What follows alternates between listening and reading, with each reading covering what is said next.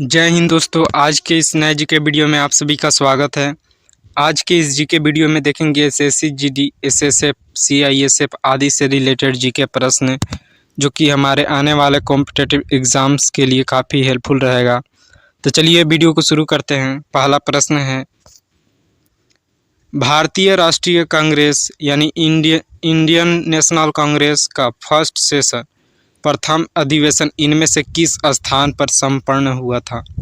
Option A Kolkata में, option B Bombay में, option C Allahabad में, ऑप्शन डी गया में। इसका सही उत्तर होगा ऑप्शन बी बम्बई में। इंडियन नेशनल कांग्रेस का फर्स्ट सेशन बम्बई में हुआ था। अगला प्रश्न, आर्य समाज की स्थापना किसने की थी? Option A Raja Ram Mohan Roy, option B Swami Dayanand Saraswati, option C Swami Vivekananda, option D Ram Krishna Paramhans. इसका उत्तर होगा ऑप्शन बी स्वामी दयानंद सरस्वती जी ने आर्य समाज की स्थापना किए थे। अगला प्रश्न, भारत के संविधान कॉन्स्टिट्यूशन ऑफ इंडिया में बजट को इनमें से क्या कहा जाता है? Option A annual budget statement, option B annual expenditure statement, option C annual financial statement, option D annual revenue statement. इसका सही उत्तर होगा option C annual financial statement. Constitution of India में बजट को कहा जाता है। अगला प्रश्न, भारत के सबसे उत्तरी भाग नॉर्थर्न मोस्ट पार्ट से गुजरने वाला लेटीट्यूड यानी अक्षांश क्या है? Option A 35 degree north, option B 36 degree north, option C 37 degree north, option D 38 degree north. इसका सही उत्तर होगा option C 37 degree north latitude अक्षांश है नॉर्थर्न मोस्ट पार्ट से भारत के। अगला प्रश्न, इनमें से वज्रपात स्थल प्लेस ऑफ थंडरबोल्ट किस हिल स्टेशन को कहा जाता है? Option A Gangtok, option B Shillong, option C Aizawl, option D Darjeeling. इसका सही उत्तर होगा option D Darjeeling. Darjeeling hill station को प्लेस ऑफ थंडरबोल्ट यानी वज्रपात स्थल कहा जाता है। अगला प्रश्न, भारतीय संविधान इंडियन कॉन्स्टिट्यूशन के कौन सा भाग schedule area and tribal areas अनुसूचित क्षेत्रों और जनजातीय क्षेत्रों के संचालन से संबंधित है? ऑप्शन ए भाग 12, ऑप्शन बी भाग 10, ऑप्शन सी भाग 3, ऑप्शन डी भाग 4। इसका सही उत्तर होगा ऑप्शन बी भाग 10 में। भारतीय संविधान यानी इंडियन कॉन्स्टिट्यूशन के भाग 10 में schedule area and tribal area यानी अनुसूचित क्षेत्रों और जनजातीय क्षेत्रों के संचालन से संबंधित है भाग 10 में। अगला प्रश्न, एक सरकार का यानी गवर्नमेंट क्लासिफाइड संघीय या एकात्मक रूप फेडरल और यूनिटरी में वर्गीकरण किस आधार पर होता है? ऑप्शन ए केंद्र और राज्यों के बीच के संबंध, ऑप्शन बी कार्यपालिका और विधायिका के बीच संबंध, ऑप्शन सी सरकार के तीनों अंगों के बीच संबंध, ऑप्शन डी उपरोक्त कोई नहीं। इसका सही उत्तर होगा ऑप्शन ए केंद्र और राज्यों के बीच के संबंध से वर्गीकरण होता है।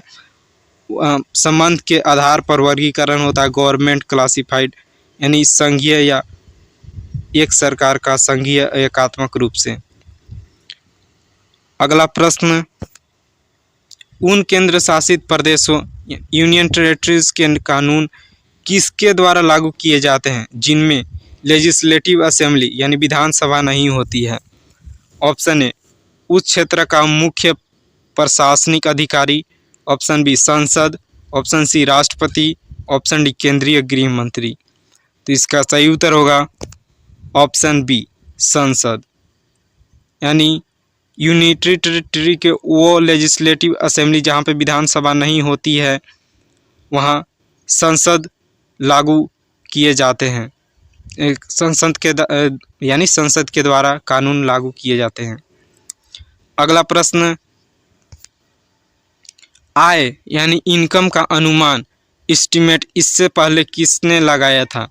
Option A Mahalanobis, option B Dada Bhai Naoroji, option C VKRV Rao, option D Sardar Patel. इसका सही उत्तर होगा ऑप्शन बी दादा भाई नौरोजी ने आय यानी इनकम का अनुमान सबसे पहले लगाया था। अगला प्रश्न, कवक का अध्ययन यानी स्टडी ऑफ फंगी को किस नाम से जाना जाता है? Option A cytology, option B myology, option C mycology, option D neurology. तो इसका सही उत्तर होगा option C mycology. Study of fungi को यानी कवक का अध्ययन को जाना जाता है। अगला प्रश्न, इनमें से कौन सा अंग यानी निमोनिया से प्रभावित होता है? ऑप्शन ए वृक्क, ऑप्शन बी फेफड़ा, ऑप्शन सी गला, ऑप्शन डी यकृत। तो इसका सही उत्तर होगा ऑप्शन बी फेफड़ा। निमोनिया से फेफड़ा प्रभावित होता है। अगला प्रश्न, गांधी जी ने साबरमती आश्रम की स्थापना कब और कहाँ की थी? ऑप्शन ए 1915 में सूरत में, ऑप्शन बी 1916 ईस्वी में बड़ोदरा में, ऑप्शन सी 1915 ईस्वी में अहमदाबाद में, ऑप्शन डी 1917 में ईस्वी में सूरत में। तो इसका सही उत्तर होगा ऑप्शन सी 1915 में अहमदाबाद में महात्मा गांधी जी ने साबरमती आश्रम का स्थापना किया था। अगला प्रश्न, चित्तौड़गढ़ में विजय स्तंभ टावर ऑफ विक्ट्री का निर्माण किसने कराया था? ऑप्शन ए महाराणा प्रताप जी ने, ऑप्शन बी राणा कुंभ जी ने, ऑप्शन सी राणा सांगा जी ने, ऑप्शन डी कुंवर दर्जन सिंह ने। तो इसका सही उत्तर होगा ऑप्शन बी राणा कुंभ जी ने चित्तौड़गढ़ में विजय स्तंभ यानी टावर ऑफ विक्ट्री का निर्माण कराया था। अगला प्रश्न, भारत में और भारत से बाहर क्रांतिकारी आंदोलन यानी रिवॉल्यूशनरी मूवमेंट में सक्रिय रूप से भाग लेने वाले एक्टिवली पार्टिसिपेट एकमात्र भारतीय राजकुमार कौन थे? Option A Raja Aridaman Singh, option B Raja Hari Singh, option C Raja Kumar Singh, option D Raja Mahendra Pratap. तो इसका सही उत्तर होगा ऑप्शन डी राजा महेंद्र प्रताप जी ने भारत में और भारत से बाहर क्रांतिकारी आंदोलन में सक्रिय रूप से भाग लेने वाले एकमात्र भारतीय राजकुमार थे। अगला प्रश्न, भारत का कौन सा केंद्र शासित प्रदेश ऐसा है कि इसके 4 जिले हैं लेकिन इसके किसी भी जिले की सीमा इसकी किसी अन्य जिलों की सीमा से नहीं लगती है? तो इसका उत्तर होगा पुडुचेरी। पुडुचेरी ऐसा केंद्र शासित प्रदेश है यानी टेरिटरी है जिसका 4 जिले हैं लेकिन उनका जिला की कोई सीमा नहीं है। धन्यवाद दोस्तों।